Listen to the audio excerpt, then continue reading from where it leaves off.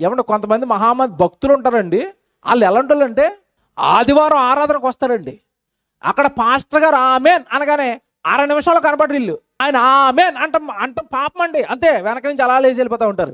సంఘంలోకి వచ్చి వాక్యం చెప్పిన సేవకుడికి వందనాలు చెప్పుకోవటం, అన్నయ్య బాగున్నారా, ఏమంటే సంఘంలో ఉన్న సహోదరులను పలకరించుకోవడం ఏముండదు.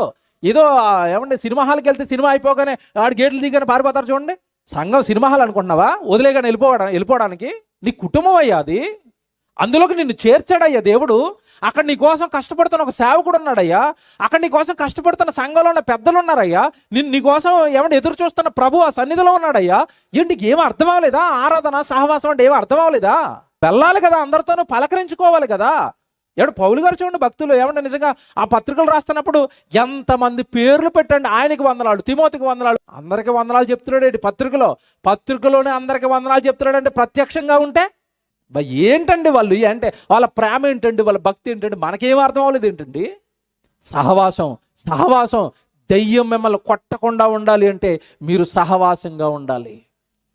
సంఘంలో నుంచి నువ్వు ఒక్కడివి వేరైపోయావంటే నీ పని అయిపోయినట్టే. నీలో రసం తీసేస్తాడు. జారిపోయింది గుత్తులు అంటే రసం పోతుంది దానికి, ద్రాక్ష పండుకి. నువ్వు సంఘంలోంచి జారిపోయావంటే నీ రసం తీసేస్తాడు. ఏముండదు నీ దగ్గర, ఒత్తు పిప్పే. నిలబడవు. కొట్టిన చోట కొట్టకుండా నీ ఆత్మీయ జీవితాన్ని కొట్టి పిప్పి చేసి దేవుడి కోసం బ్రతకకుండా, నీ వల్ల దేవుడికి ఏది జరగకుండా ఒంటరిని చేసి నీ జీవితాన్ని చిత్రహింసలు చేస్తాడు అపవాది. మళ్ళీ చెప్తున్నాను, చిన్న చిన్న వాటికి సంఘాన్ని వదులుకోకండి. సహవాసంలో ఉండండి, సహోదరులతో ఉండండి, కలిసి ఉండండి, ప్రేమగా ఉండండి. మనకి ప్రకృతిలో ఎన్ని ఎగ్జాంపుల్స్ అంటే పెట్టాడు దేవుడు. ఏమంటే ద్రాక్ష పళ్ళు గుత్తులో నుంచి పండు జారిపోయిందంటే దానికి విలువ ఉండదు. సహవాసంలో నుంచి నువ్వు జారిపోయావా, నీకు విలువ ఉండదు దేవుడి దగ్గర.